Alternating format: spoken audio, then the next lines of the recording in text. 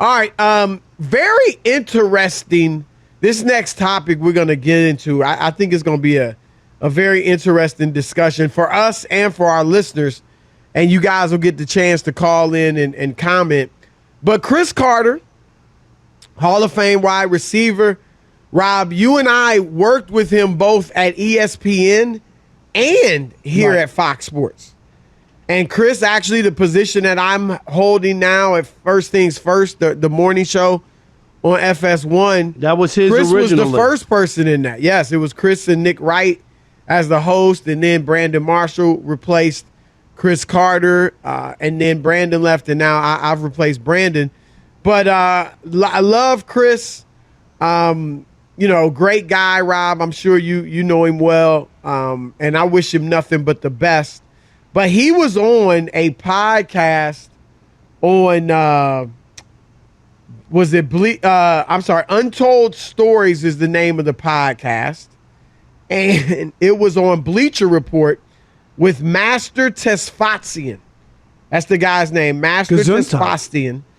And he was asked about the new name, image, likeness rule in college sports. And here's what Cris Carter had to say about it. It's not how much trouble you think I'm going to get into. The things I was doing just allowed me played to at do Ohio more. State, was an And All-American we were just receiver smoking there. weed, Are we just a ready for the little sound yet, guys? It was playing. You were talking over it. Oh, You didn't really? hear it? Well, I don't hear it. Let's It's replay not it, re-rack it. how Okay, much here we go. trouble you think I'm going to get into. The things I was doing just allowed me to do more of it. And we were just smoking weed just a little bit. And that's just when cocaine, people started smoking it, rocking it up. And people had just started putting it in marijuana. And it blew my mind. Unfortunately, that started when I was at Ohio State. To me, it's not about the money. I do believe that there is a way that we can compensate, but giving young people unlimited amounts of income is not the best thing. I'm not happy for the guys, because guys eventually gonna get their money. I'm more happy for the women. And they're able to take advantage of it. TikTok, all these things, sell them. Yes, they can do it the right way. What's the advice you give them right now in terms of how to navigate this space now, being able to monetize off the likeness?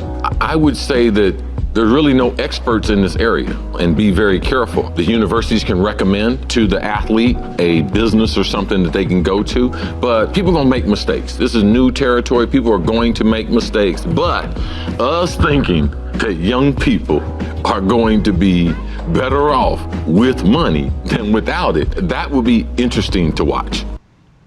All right, that's Cris Carter, who, as I said, was an All-American wide receiver at Ohio State, went on to have a great Hall of Fame career in the NFL, and now is a broadcaster.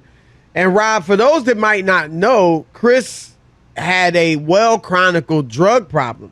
Yes. For much of his NFL career. He did get clean and is clean to this day, so that is obviously tremendous. It's been a story of overcoming for him.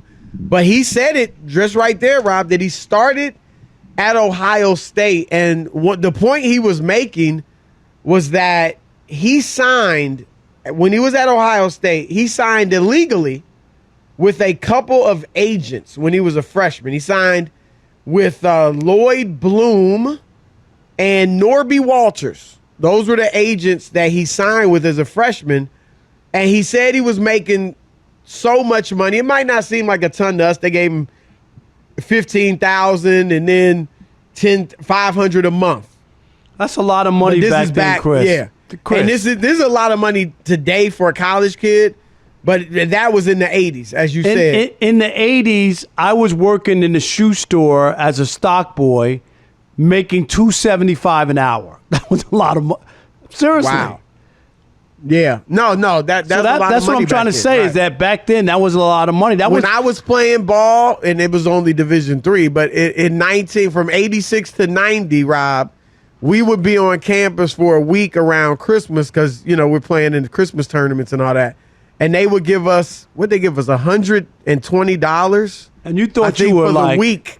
And you thought you were like, for the week. And you were like, what? $120? Right. For the whole 5 days or whatever it was. And you had to spend wisely. But anyway, Cris said that was that money, having all that extra money, is what for him led him or contributed certainly to him starting to try harder drugs. He said they were smoking weed at the time, but with that extra money, he was able to try harder drugs, and that's where he kind of started and got addicted. So, Rob, I'll let you go first on this. And you heard him say giving the money to these young kids, you know, is going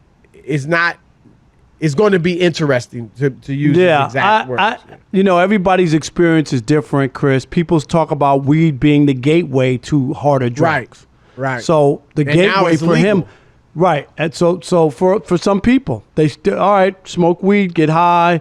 I'm talking to somebody who's never done it. So I'm just saying that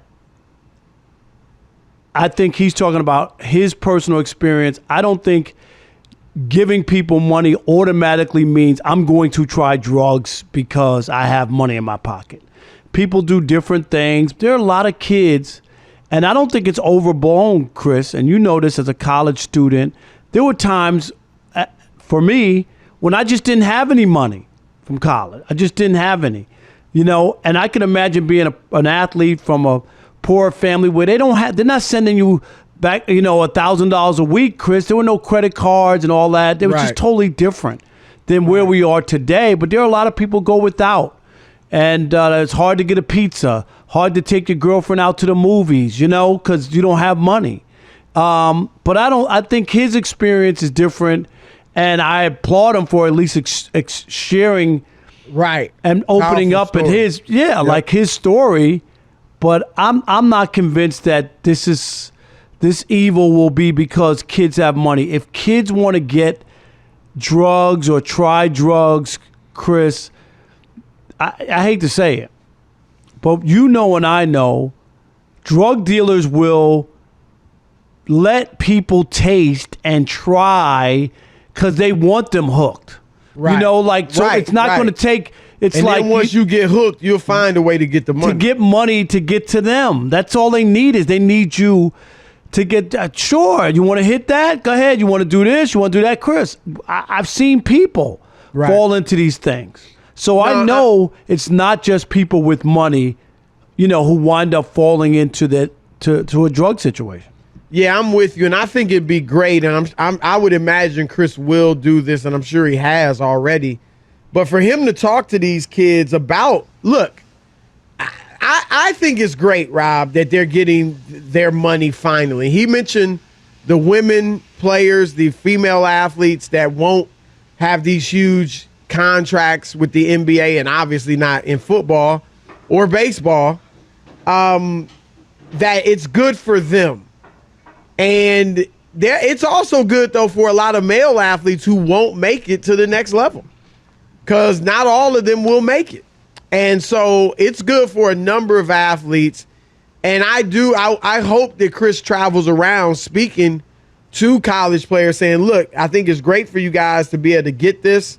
It's long overdue. Don't do what I did, you know, because there will be people out here trying to get that money from you by whether it's drugs or other things, and be smart about it and be smart with your money. Rob, like I said, I went to Oberlin College. I saw drugs, you know, and it wasn't necessarily the rich kids. I mean, it was some rich kids. It was some kids from poor background. Right. And whether it was weed or other, I saw friends using cocaine. Wow. And I never did. You know, I never tried cocaine. I tried to smoke a J a couple times, and I don't think I did it right. It was burning my throat. That's all I did. No, so you didn't do it right because it's not supposed to burn your throat. Yeah, I mean, maybe I got high once or twice on it, but I tried it a few times, but never, more than a couple times. But can you believe I'm 57 years old, never had a joint to my mouth, ever. Nah, I believe it. I mean, it's probably going to be more unique nowadays because, it's legal and it's just, Rob, look, I mean, honestly, when we were coming up, it was pot, right? It wasn't as big. It was obviously some dudes smoking reefer and stuff like that. But, it wasn't this thing it is now in the black community. You know what I mean? It was like I saw more white kids smoking pot. Now, stuff Chris, like that. there's so many, and I'm going to go, that they can't live without it. Like every day. Like it's like every day. Yo, I lost him. No, I hear you. I can't hear any. Okay. I hear you, Chris. I got you now. Okay. I lost you for a second, but okay. I was saying, like, people now, they got to smoke every day. Like, it's a part of, like, you wake up in the morning, you got to smoke before you eat breakfast. Like, that's how big it is. Yeah, but I just think you hit it on the head with, you know, Chris obviously had a bad experience. He misused his money. And unfortunately, Rob, some people will. But that's just in everything.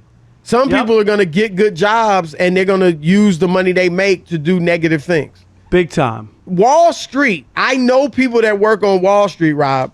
Drugs are rampant on Wall Street. Rampant. All right? Drugs are rampant in the suburbs. They've made young black dudes in the hood the poster child for drug use and abuse, but that's far from the case. Like I said, I saw a lot of sons of diplomats and of all races and, you know, all big time parents in college, and their kids were drugged out. Wow. You know? And so you just have to be smart enough not to use drugs. Like I said, I saw it and I just never wanted to do it. And it was the same with me. I'm not like, I wasn't like trying to be different. It just didn't appeal to me, Chris. There's a lot of things that I'm, you know what I mean? It just didn't. I'm not into smoke. I never smoked a cigarette. I just, like, none of that ever appealed to me. Yeah, I've never smoked a cigarette either. Ever. You know, never. And the thing too, Rob, and I'll admit, if I was 19 years old and I was getting huge money, 6-7 figures for some type of name, image, likeness, I would be thankful that I had my parents there. I wouldn't have known what to do. I mean, I would have been reckless with some of it, you know? And unfortunately, a lot of kids don't have, you know, both parents, or maybe their parents don't know how to deal with money in some cases. And so you just hope that those students, that the schools will provide them honest, Rob, because I don't want the schools ripping these kids off, but I hope they provide them honest advice on what to do with the money that they're earning. Because there will be agents and others that come along and tell them what they should do, and they'll mean them no good.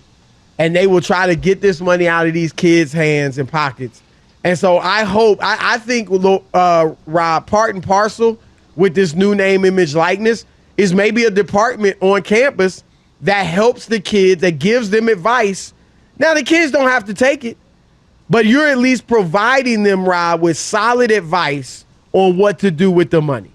Don't you think that should? I think absolutely. That should absolutely be a part. Absolutely. And that includes drugs, mismanaging money, Chris, you know, not knowing what to do with it. How to invest. There's a lot of other things, right?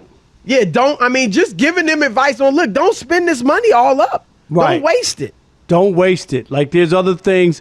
What about investments? What about stocks and getting in that early? Doing things for the long term. Yep. You know, so there's got to be some money management and the pitfalls. So you can play Cris Carter's thing and say, this happened to Cris Carter.